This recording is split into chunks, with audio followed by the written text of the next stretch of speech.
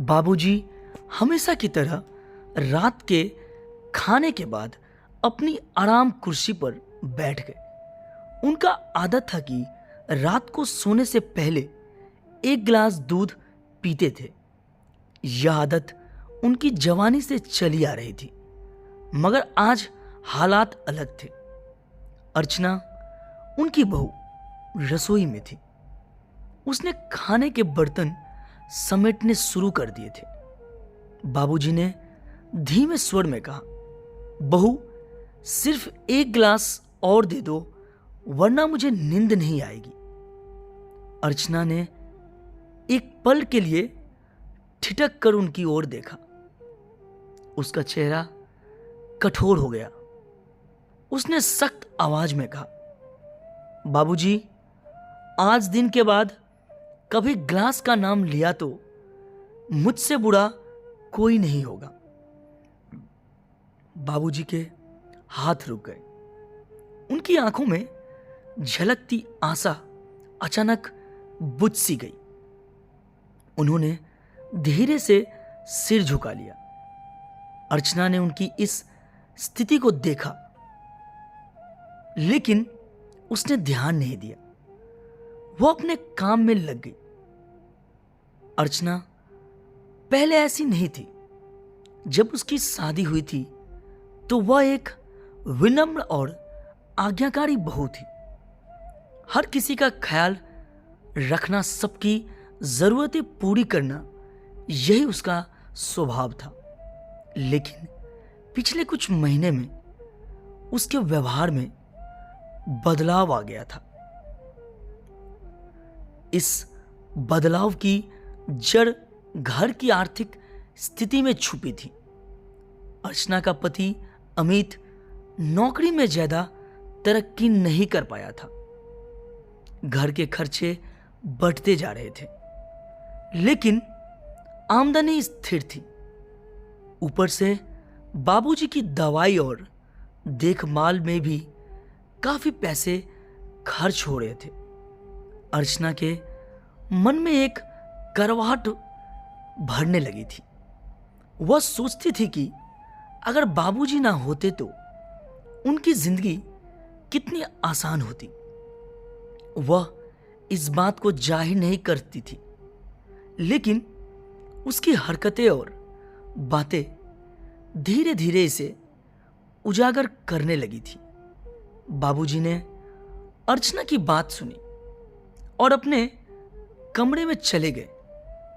उनके मन में तूफान उठ रहा था। वह एक जमाने में परिवार का शब्द थे। अपने बच्चों और पत्नी के लिए उन्होंने हर सुख को त्याग दिया था। आज उसी घर में वह बोझ महसूस कर रहे थे। रात भर उन्हें नींद नहीं आई। उनके दिल में बस एक ही सवाल था, क्या वाकई मैं अब अपने परिवार के लिए बोझ बन गया हूं? बाबूजी को अपने बीते दिन याद आने लगे। जब अर्चना इस घर में आई थी तो उसने पहली बार अपने हाथों से उन्हें ग्लास में दूध दिया था। उसकी आंखों में सम्मान और प्यार झलकता था। उन्होंने तब सोचा था कि उनके बुढ़ापे की देखभाल कोई करेगा तो वह अर्चना ही होगी। दूसरी तरफ अमित भी परेशान था। वह देखता था कि उसके पिता कितने शांत और सहनशील हो गए। अर्चना के बदले हुए व्यवहार से वह भी दुखी था, लेकिन वह कुछ कह नहीं पाता था। वह खुद अपनी जिम्मेदारियों के बोझ से दबा हुआ था। एक दिन अमित ने अर्चना से कहा, तुम बाबूजी से इस तरह बातें क्यों करती हो? उन्होंने हमें सब कुछ दिया है। अर्चना ने गुस्से में जवाब दिया, सब कुछ? क्या दिया है उन्होंने? आज हम तंगी में जी रहे हैं। उनकी दवाइयों और खर्चों से हमारी जिंदगी मुश्किल हो गई है। क्या मैं यह सब देखते हुए भी चुप रहूं? बाबूजी ने यह बात सुन ली थी। उनका दिल टूट गया।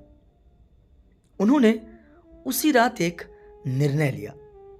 अगली सुबह उन्होंने अमित और अर्चना को बुलाया। उन्होंने कहा, मैं समझ गया हूं कि अब मेरे रहने से आप सबकी परेशानियां बढ़ रही है। मैं इस घर को छोड़कर वृद्धा आश्रम चला जाऊंगा। वहां मेरी देखभाल हो जाएगी। अमित और अर्चना चुप रह गए। अमित की आंखों में आंसू थे, लेकिन अर्चना के चेहरे पर राहत की झलक थी। बाबूजी ने अपना सामान बांधा और वृद्धा आश्रम चले गए। वहां उनकी मुलाकात उन लोगों से हुई जो उनके जैसे ही थे, बूढ़े, अकेले और अपनों से उपेक्षित। उन्होंने वहां अपने लिए एक नई जिंदगी शुरू करने की कोशिश की। लेकिन एक दिन अर्चना को एक खबर मिली जिसने उसकी सोच बदल दी। बाबूजी बीमार पड़ गए थे। वृद्धाश्रम के लोग उनकी देखभाल कर रहे थे, लेकिन उनकी हालत गंभीर थी। अर्चना को अपनी गलती का एहसास हुआ। उसने पहली बार सोचा कि बाबूजी ने उनके लिए कितना कुछ किया है। वह अमित के साथ वृद्धाश्रम गई और बाबूजी को वापस घर लाने की जिद करने लगी। बाबूजी ने उसकी बात सुनी, लेकिन उनके चेहरे पर उदासी थी। उन्होंने कहा, अब तुम मुझे क्यों ले जाना चाहती हो अर्चना? मैंने तुम्हारे लिए बोझ बनकर रहना बंद कर दिया है। अर्चना रो पड़ी। उसने कहा, मैंने गलती की बाबूजी, मैंने आपका अपमान किया, लेकिन अब मैं आपको कभी दुख नहीं दूंगी। आखिरकार बाबूजी वापस घर आए। अर्चना ने उनके लिए दूध का ग्लास तैयार किया और उनके पास लाई। वह बोली, बाबूजी, यह आपका ग्लास। अब से आपकी हर जरूरत मेरी जिम्मेदारी है। बाबूजी ने ग्लास लिया, लेकिन उनके हाथ कांप रहे थे। उनकी आंखों में आंसू थे, लेकिन उन्होंने अर्चना को माफ कर दिया। इस घटना ने पूरे परिवार को एक नई सीख दी। सम्मान और प्यार के बिना परिवार अधूरा है। अर्चना ने अपनी गलती से सीखा और उसने अपने व्यवहार में बदलाव लाया।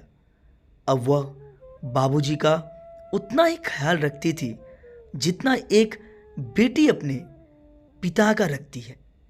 कभी कभी रिश्तों को बचाने के लिए अहंकार और करवाहट को छोड़ना पड़ता है, क्योंकि अंततः परिवार ही हमारी सबसे बड़ी ताकत होती है।